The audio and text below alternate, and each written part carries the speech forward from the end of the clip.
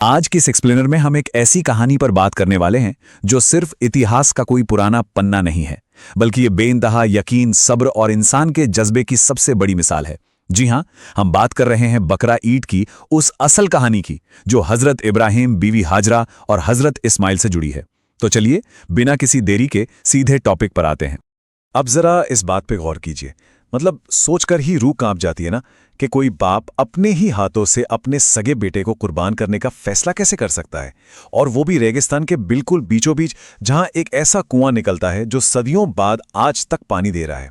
ये कोई आम वाक़या बिल्कुल नहीं है। इसके पीछे के जो इम्तिहान है ना, वो इतने बड़े हैं कि सुनकर आज भी रोंगटे खड़े हो जाते हैं। तो कहानी की शुरुआत होती है एक बहुत ही लंबे इंतजार से, पूरे 84 साल का इंतजार और फिर एक बेटे का मिलना। आप लोग तो जानते ही होंगे कि हजरत इब्राहिम की जिंदगी पहले से ही कड़े इम्तिहानों से भरी हुई थी। ऐसा नहीं था कि ये उनका पहला टेस्ट था। नमरूद ने उन्हें आग में जलाना चाहा, लेकिन वो सलामत रहे। खुद उनके वालिद ने उन्हें घर से निकाल दिया और उन्होंने वो भी बिना किसी शिकायत के सह लिया।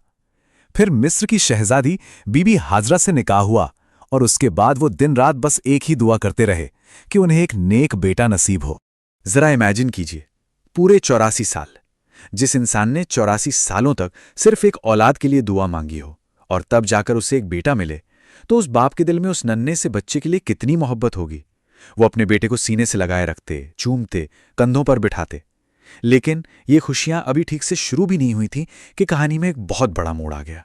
एक ऐसा हुक्म आया जिसने उन्हें एक बेहद कठिन और बेजान रेगिस्तान के सफर पर जाने के लिए कह दिया। सोचिए, बेटे की पैदाइश को अभी एक हफ्ता भी नहीं गुजरा था, और हुक्म क्या मिला कि अपनी बीवी और उस छोटे से न्यूबॉर्न बच्चे को एक बेजान पथरीली वादी में छोड़ाएं। जिब्राइल अलैहिस्सलाम के ऊंट के पीछे पीछे वो पूरे 1 महीने तक सफर करते रहे और मक्का की उस जगह पहुंचे जहां दूर दूर तक ना कोई इंसान था, ना कोई परिंदा, एकदम वीराना।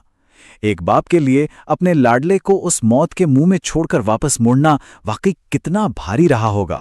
और जब हजरत इब्राहिम उन्हें वहां छोड़कर वापस मुड़ने लगे, तो बीवी हाजरा का घबराना बिल्कुल लाजमी था।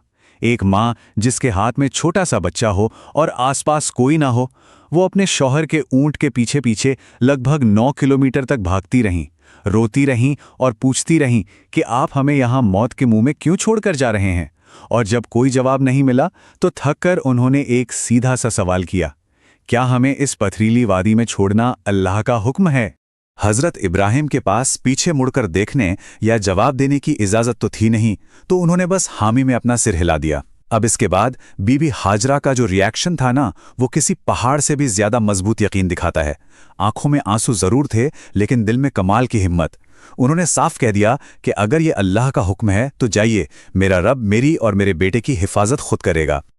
और यहीं से शुरू होता है हाजरा का बेमिसाल सब्र और उस मशहूर जमजम के चमत्कार का वाकया। असली आजमाइश तो 3 दिन बाद शुरू हुई। उनके पास जो थोड़ा बहुत पानी था वो पूरी तरह खत्म हो गया। तेज चिलचिलाती धूप आसमान से जैसे आग बरस रही हो, और नन्हा इस्माइल प्यास से बुरी तरह तड़प रहा था। कोई भी माँ अपने बच्चे को ऐसे कैसे देख सकती है। पानी की तलाश में बीबी हाजरा पहले सफा पहाड़ की तरफ बेतहाशा भागी, फिर वहां से दौड़कर मरवा पहाड़ तक गईं। वो एक शहजादी थीं जिन्होंने महलों में जिंदगी गुजारी थी, और आज तपते पहाड़ों के बीच पानी की एक बूंद के लिए दर दर दौड़ रही थीं, और आखिर में बेबस होकर गिर पड़ीं। लेकिन कहते हैं ना, जहां उम्मीद खत्म होती है, चमत्कार वहीं होता है। हाजरा ने जब अपनी झोपड़ी की तरफ देखा तो हैरान रह गईं। जमीन से पानी फूटकर बाहर आ रहा था। जिब्राइल अलैहिस्सलाम ने नन्हे इस्माइल के दिल में ख्याल डाला, और जैसे ही बच्चे ने अपनी एड़ियां जमीन पर रगड़ी, वहां से मीठे पानी का एक चश्मा फूट पड़ा। जी हां, बिल्कुल सही समझे आप। ये वही चश्मा है जिसे आज पूरी दुनिया जमजम के कुएं के नाम से जानती है। इस एक पानी के चश्मे ने पूरी वादी की तस्वीर ही बदल कर रख दी। जो जगह कभी मौत का दूसरा नाम थी, वो अब जिंदगी देने लगी। एक दिन वहां से 20 लोगों का एक काफिला गुजरा। पानी देखकर उन्होंने बीबी हाजरा से वहां बसने की परमिशन मांगी। हाजरा ने उन्हें इजाजत तो दे दी, लेकिन एक बहुत ही खूबसूरत शर्त पर, कि ये पानी अल्लाह का है, इस पर कोई कब्जा नहीं करेगा और ये सबके लिए हमेशा मुफ्त रहेगा। इसके बाद वक्त बीतता गया और फिर आया कुर्बानी का सबसे बड़ा इम्तिहान। साल गुजरते गए।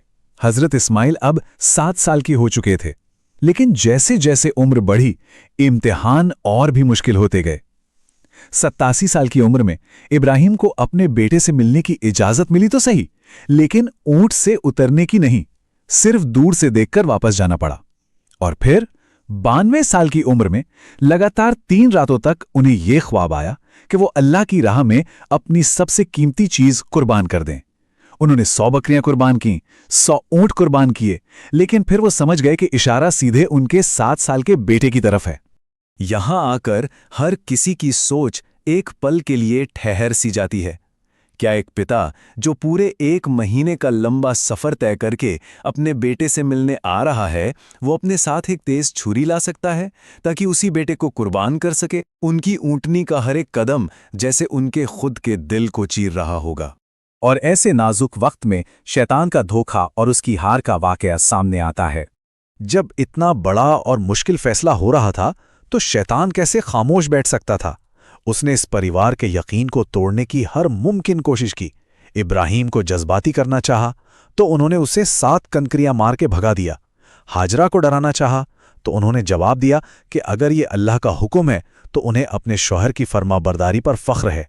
और जब शैतान ने उस छोटे से बच्चे इस्माइल को भड़काना चाहा, तो उस बच्चे ने भी बिल्कुल निडर होकर अपने पिता का साथ दिया। बाय द वे, आज भी हज के दौरान इन्हीं 3 जगहों पर शैतान को पत्थर मारने की रस्म अदा की जाती है।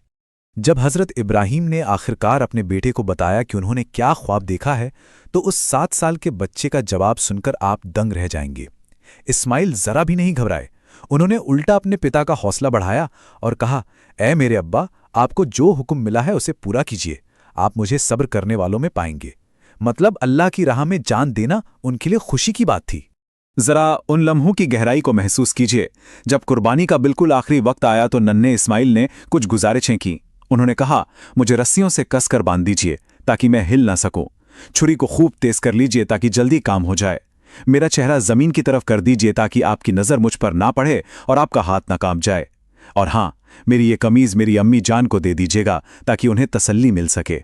उफ, ये एक ऐसा मंजर था जिसने शायद आसमान को भी रुला दिया होगा।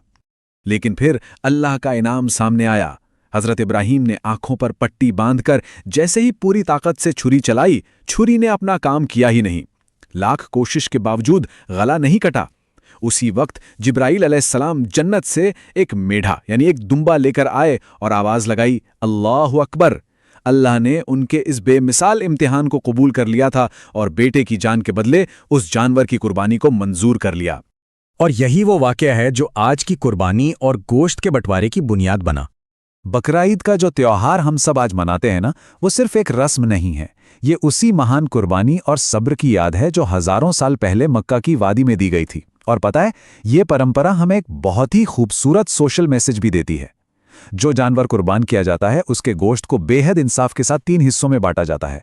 पहला 33% गरीबों और जरूरतमंदों को, दूसरा 33% रिश्तेदारों को और बचा हुआ 33% अपने घर के लिए रखा जाता है।